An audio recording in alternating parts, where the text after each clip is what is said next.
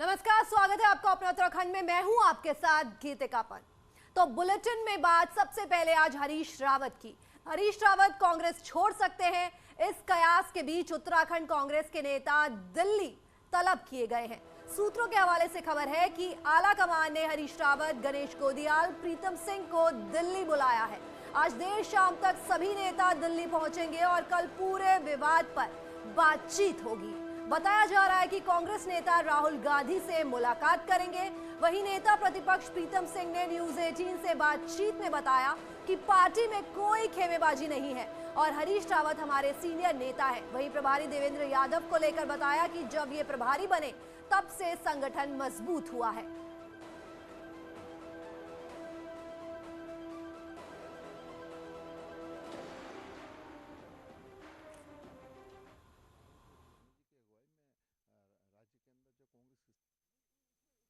उत्तराखंड कांग्रेस में विवाद छिड़ा हुआ है और सबसे बड़ी बात यह है कि प्रभारी देवेंद्र यादव को लेकर तमाम बातें हो रही हैं, दूसरे बड़े नेताओं को लेकर बातें हो रही हैं। हरीश रावत प्रीतम गुट साफ साफ कांग्रेस में है, तो क्या प्रीतम सिंह गुट यहां पर कोई बड़ी राजनीति देख रहा है? मेरे साथ खुद नेता विपक्ष प्रीतम सिंह मौजूद हैं। बातें आ रही कि बड़े नेता शामिल हैं, बीजेपी साजिश कर रही है, हरीश रावत को मुख्यमंत्री नहीं बनने देना चाहते। आप भी उस गुट के दूसरे गुट के नेता आप ही हैं? देखिए, मेरा कोई गुट नहीं है। मैं तो सोनिया जी, राहुल जी में आस्था रखने वाला व्यक्ति हूँ। कांग्रेस का एक बहुत छोटा सा कार्यकर्ता हूँ। मुझे जो जिम्मेदारी नेता प्रतिपक्ष की सौंपी है, उस जिम्मेदारी का निर्वहन कर रहा हूँ।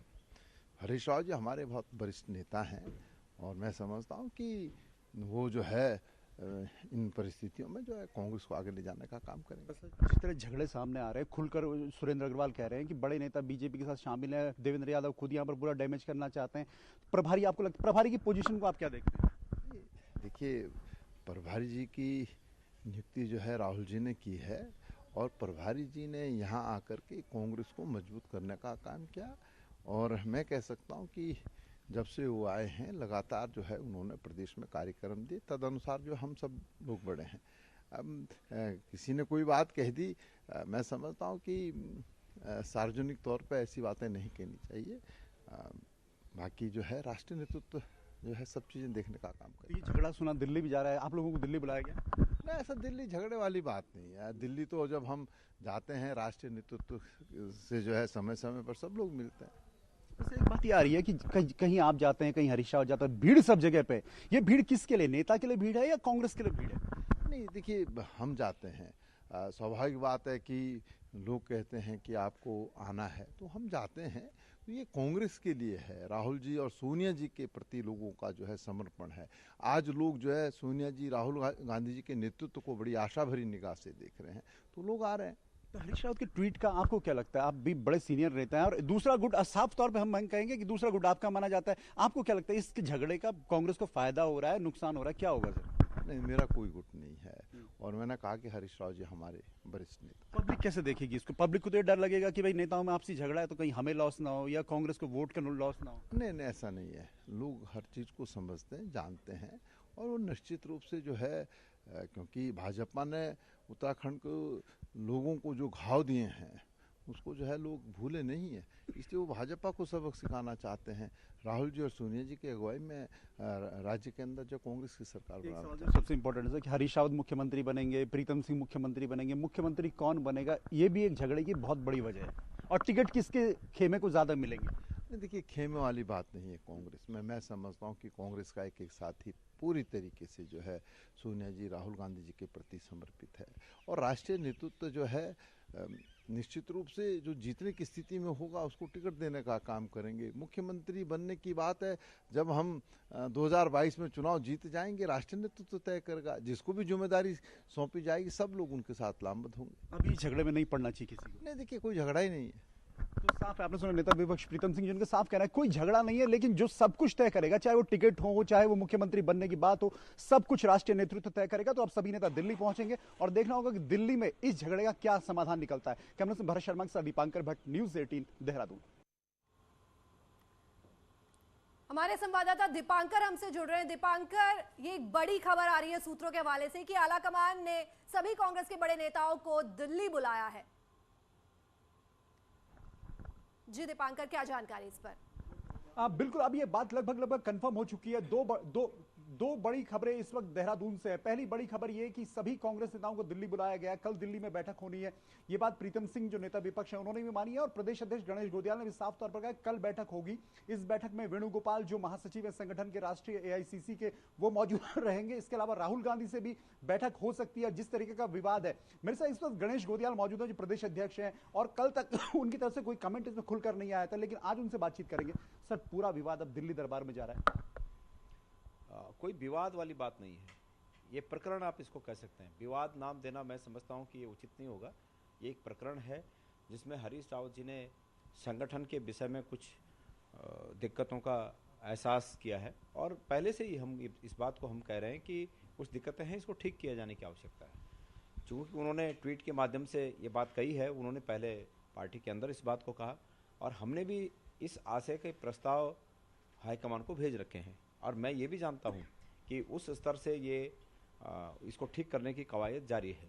मैं समझता हूँ कि अगले 1-2 दिन में कल हम दिल्ली में बैठेंगे और हमारे बहुत ही सीनियर नेताओं के साथ, और हो सकता है कि राहुल जी भी उस बैठक में मुलाकात हो, वो भी बैठक लें, तो इन सब बातों का निराकरण वहाँ पर कर लिया जाएगा। प्रदेश अध्यक्ष है, एक बात आती है कि हरीश रावत गुट, प्रीतम सिंह गुट, भीड़ जुट रही है हरीश रावत के नाम पे जुट रही है या कांग्रेस हरीश रावत को वोट करे या पब्लिक। और एक बात ये भी आ रही है कि हरीश रावत को चेहरा बना के हरीश रावत गुट चाहता है कि हरीश रावत को फेस बना के इलेक्शन लड़ा जाए, कांग्रेस को पीछे रखा जाए, मुख्यमंत्री मतलब प्रीतम सिंह बने या हरीश रावत बने। नहीं, ये बात नहीं होनी चाहिए। ये बात नहीं है कि हरीश रावत जी को यदि चेहरा बनाया जाता तो कांग्रेस का चेहरा पीछे है। हरीश रावत क्या कांग्रेस के नेता नहीं है?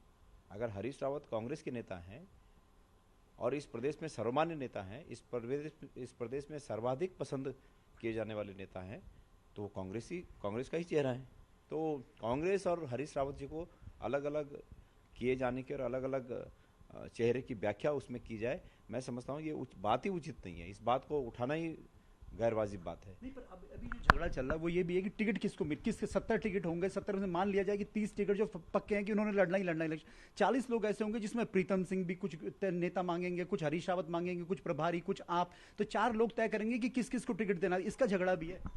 ये प्रकरण टिकटों से संबंधित है ही नहीं। ये प्रकरण उन्होंने बहुत स्पष्ट लिखा है कि संगठन में उनको कुछ दिक्कत महसूस होती है, मैं इसे स्वीकार करता हूँ, तो इसको इसी तक सीमित रखा जाए। राज्य संगठन की दिक्कत है, राज्य में जिलों में ऐसी संगठन की दिक्कत है। आपको पता है कि मैं जब से पीसीसी में अध्यक्ष बना हूँ तब से मैं कोई भी एक नई नियुक्ति मैं अभी तक नहीं कर पाया हूँ। तो हमने ये सोचा था कि सब लोग, मैंने सबको समय दिया, मैंने सोचा कि सब लोग अल्टीमेटली सब लोग कांग्रेस के लोग हैं। मैं उनको इस नज़र से देखता हूँ कि सब कांग्रेस के लोग हैं, लेकिन कुछ लोग हैं कि जो नहीं सुधरते, नहीं मानते। तो मैंने ये बातें समय रहते हुए मैंने बताई, ऊपर लिखित रूप में प्रस्ताव दिए हैं और उम्मीद करता हूं कि कल की बैठक में सब बातों का निराकरण आ जाएगा। पार्टी को लॉ, आपको लगता है इलेक्शन से पहले हरीश रावत लॉस? मुझे लगता है कि नुकसान कुछ नहीं होगा।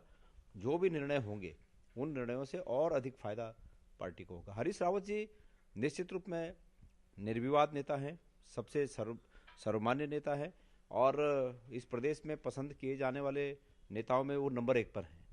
आपकी ही पार्टी का एक गुट मानता है कि हरीश रावत 2017 में 2 इलेक्शन हारे, उसके बाद 2019 का इलेक्शन हार गए, उनकी सरकार में रहते हैं सिर्फ 11 विधायक जीते, तो कांग्रेस का नुकसान उन्होंने किया, उनको हम चेहरा क्यों माने? एक गुट साफ तौर प्रीतम सिंह गुट ये साफ मानता है। नहीं, कहीं प्रीतम सिंह जी ने ऐसी बात नहीं कही और नहीं, कहीं नहीं, पर ये बातें अंदर खाने चलती हैं। नहीं, मैं नहीं मानता कि ऐसी कोई बात चलती है। हाँ, ये जरूर कहा जाता है कि भाई 11 सीटें, ये बातें कही जाती कई बार, लेकिन 11 सीटें जो जिसको दोष दिया जाता है, मैं समझता हूं कि वो व्यक्ति उस 11 सीट के लिए दोषी नहीं है। वो मुख्यमंत्री थे, ये बात सही है, लेकिन कई बार ऐसी परिस्थितियां बन जाती हैं कि हमारे सामने वाले, हमारे विपक्ष ने एक झूठ का आडंबर रच डाला और हमको एक झूठे आडंबर में बीच में खड़ा कर दिया, उसका हमें नुकसान हुआ। लेकिन इसका अर्थ नहीं है कि वो चुनाव हारे, लेकिन वो चूके नहीं है। आज भी उनकी प्रासंगिकता इस प्रदेश में नंबर 1 पर है। और कांग्रेस में जबरदस्त घमासान है और प्रदेश उपाध्यक्ष सुरेंद्र कुमार अग्रवाल ने इसके लिए सीधे प्रभारी देवेंद्र यादव को जिम्मेदार ठहराया है। सुरेंद्र कुमार ने कहा कि देवेंद्र यादव हरीश रावत के खिलाफ साजिशों में शामिल हैं और वो पार्टी को नुकसान पहुंचा रहे हैं, इसके लिए वो हाईकमान के पास भी जाएंगे। उस साजिश का हिस्सा बन गए हैं और कार्यकर्ताओं में ये भी आम धारणा है कि कहीं ना कहीं जो हमारे प्रभारी महोदय हैं देवेंद्र यादव जी, जिनको कि इस राज्य में कांग्रेस के कार्यकर्ताओं नेताओं के बीच में कोऑर्डिनेट करना चाहिए, पंचायत की भूमिका में होना चाहिए, कहीं ना कहीं अनजाने में वो उस साजिश का हिस्सा बनते जा रहे हैं। जिस प्रकार से राहुल गांधी की रैली में हरीश रावत जी के होर्डिंग सड़कों से हटाए गए, मंच से आंदोलनकारियों को उतारा गया है, देवेंद्र यादव की उपस्थिति में, प्रभारी जी की उपस्थिति में आंदोलनकारियों को जैसे अपमानित देवेंद्र यादव जी स्वयं अपनी भाषा से कर रहे हैं, वो बड़ा आपत्तिजनक है। हरीश रावत के साथ न्यूज 18 ने एक्सक्लूसिव बात की है, जिसमें हरीश रावत ने संन्यास से इनकार किया है और कहा है कि अभी वो गृहस्थ है। से संन्यास लेंगे, इस तरह की खबरें चल रही हैं। राजनीति संन्यास का मूड है क्या आपका? अभी तो ग्रस्त हूँ। नहीं, पर इस तरह खबरें है कि हरीश रावत संन्यास ले सकते हैं। मैंने कहा अभी तो गृहस्थ हूँ। अभी संन्यास का कोई मूड नहीं है सर। मैंने कहा अभी तो गृहस्थ हूँ। सर, आपकी ट्वीट की बड़ी चर्चा, आज दिन भर चर्चा है, हरीश रावत कुछ क्यों नहीं बोल रहे हैं?